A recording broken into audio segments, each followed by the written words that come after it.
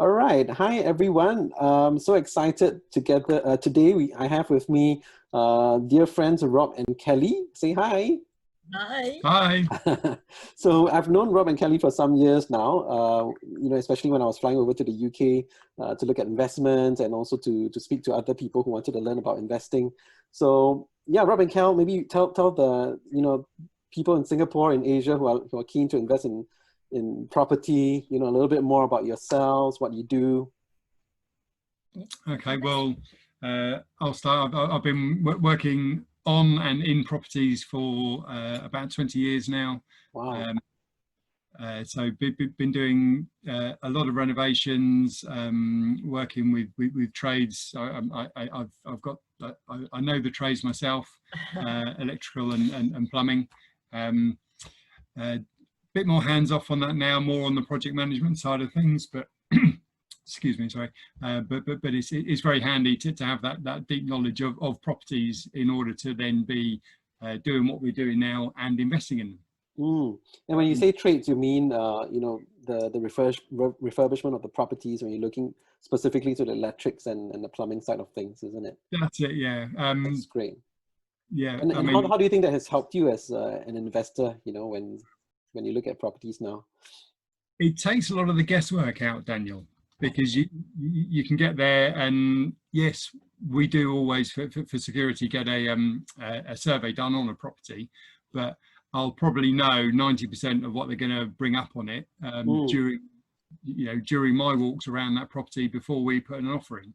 So it also helps you sort of gauge how much any refurbishment work is going to be, because you've been used to doing it, and you've got a better idea of the sorts of problems that can come up and also the costs to fix those problems.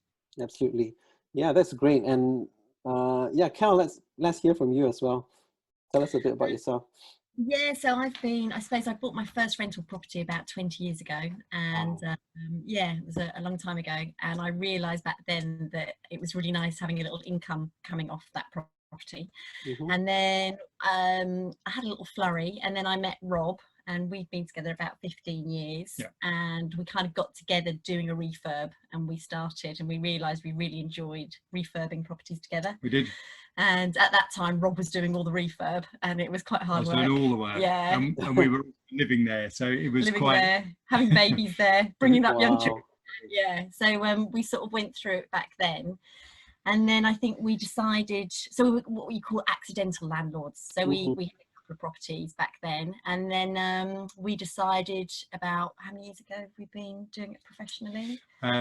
Professionally, 4 or 5 years about now. 5 years, yeah. And that's kind of when we met you back in the beginning, right when we first started taking it very seriously. And we really sort of upped our game over the last few years, and now Rob doesn't work so much on the tools, and like you say, we find the properties and property manage them ourselves, and yeah, I'm now financially free because we don't have to worry about that anymore, do we? I don't need to work in my big corporate job anymore, which is brilliant.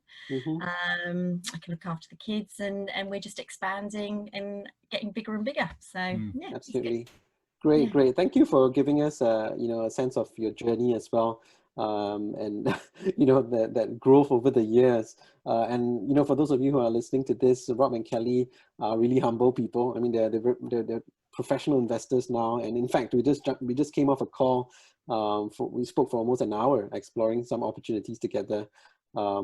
And I think a big part of this is the trust that you have. So for me, working with someone like Rob and Kelly, it's about the alignment of our goals and knowing that these guys are practitioners themselves, right? So investors who are also working with other investors. So, I mean, I think for this time that we have together, I wanted to share or a little bit delve a bit deeper into the kind of social housing strategy that I know that you guys are really good at. So could you tell us a little bit more about some of the opportunities there? Because this might be something new for people over in Asia.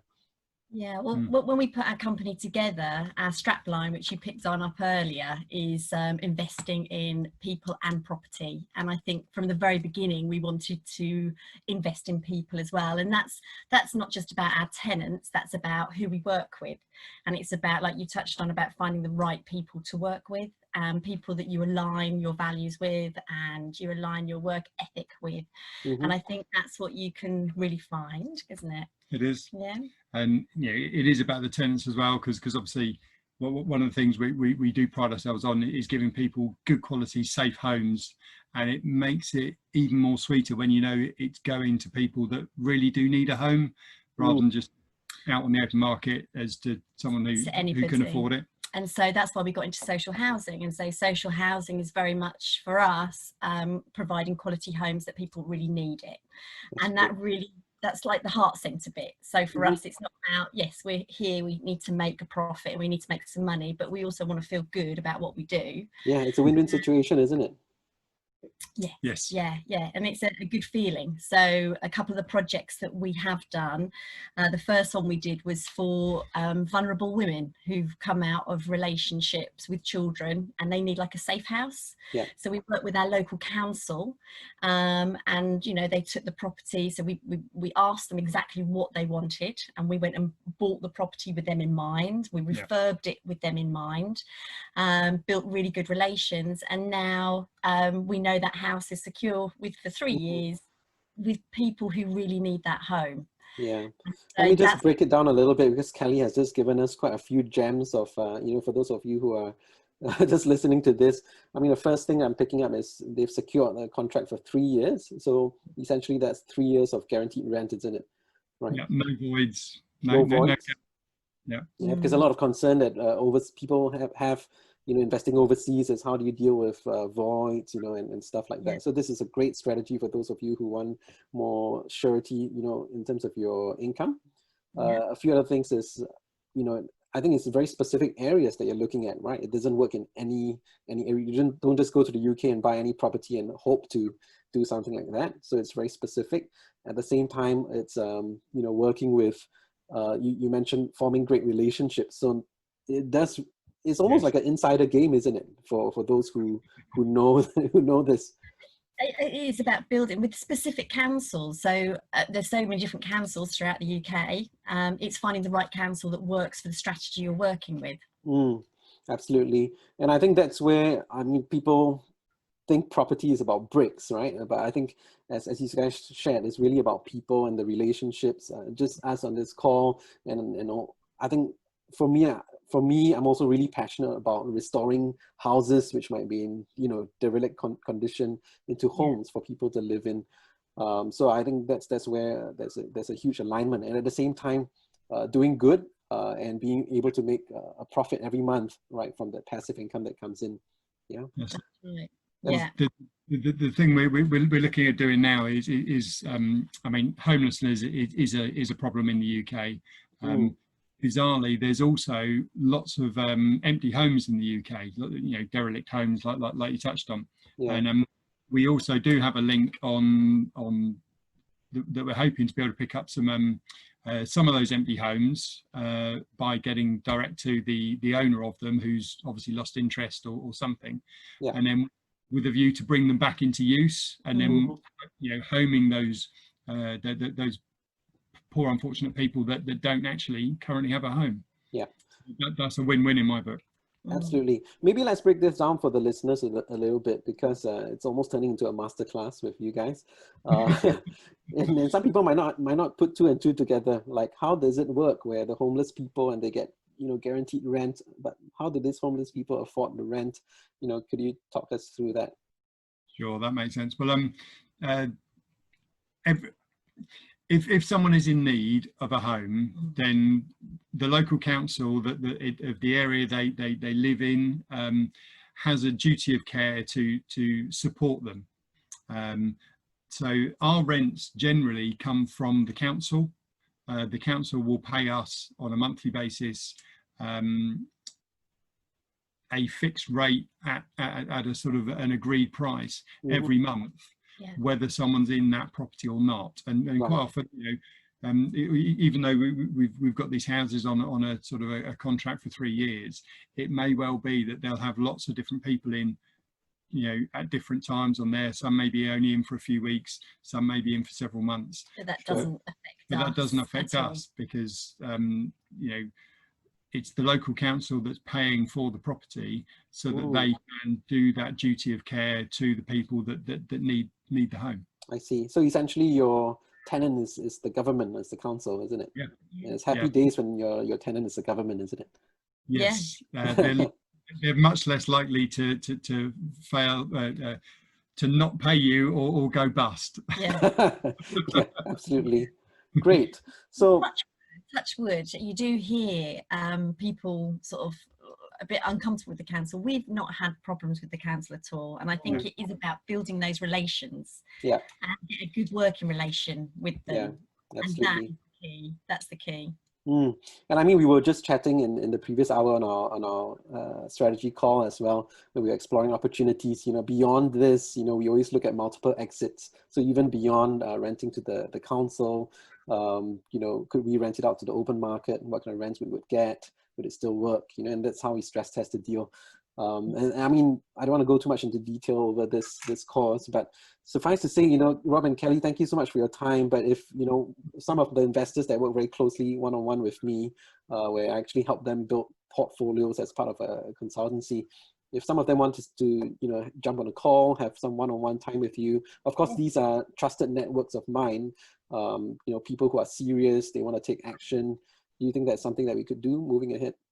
Yeah, that's fine. To. Yeah, love to, Daniel. Love to. Yeah, absolutely. That would be great, because I think, you know, that's part of my desire at Born Poor Die Rich, really to support people. I mean, we do a lot of this free content to add value, but at the same time, for those who want to take action, it's also being able to. It's exactly what it is, taking action. Yeah, and we'd love to. Yeah, definitely. You do have to generate these things, and it would be great for us to be able to give back, actually, because I don't know if you remember, Daniel, but it was around about 2016 that we were, you know, trying to get better with the way we did things. You know, we dabbled in those early years with a little bit of property, but now we are professional property investors. And you actually did a presentation to us back in 2016, so it would be lovely to be able to pass that on. Pass that in London. In London, yes. Yeah. That is so funny. Yeah, it must be one of those trips where I flew over just to share my journey. And I'm sure all the people in the UK were like, what's this Singaporean coming to the UK to buy property? You were the start of our journey, so that would be a nice thing to give back. So definitely. Thank you. That's so humbling to hear, you know, and it's so great to hear where you guys have, you know, grown since then. And that's another thing. And I mean, we could go on and on for hours, but you know, what advice would you give to people who are trying to do it on their own, to DIY, and, you know, like you mentioned, you started, you know, and then it came to a point where you realized you needed to do this seriously. Yeah. So what advice, you know, just in closing, would you have for, you know, people who are listening to this? You can invest in property on your own, and, you know, you can get there, you can do okay, but we've gone a lot quicker since we've been asking questions to the people that are already doing it and working with people. Yeah. You know, we've taken off since that time. So my advice would be, get yourself educated properly, get yourself a good network around you, and work with them, and it'll enable you to do a lot more a lot quicker. That's so true, isn't it? You basically get on a fast track because these people have been there, done that. You don't have to go on a trial and error approach. You know, you can learn from their mistakes. It's much cheaper. It's true. Rather than, I mean, you and I would know, learning from our own mistakes, we still shudder when we think of how we started. Yes. Great. Thank you so much, Rob and Kelly, for your time. Yeah, we'd love Thanks, to. Daniel. Super. Thanks for your time. Take care, guys. See you around. Bye.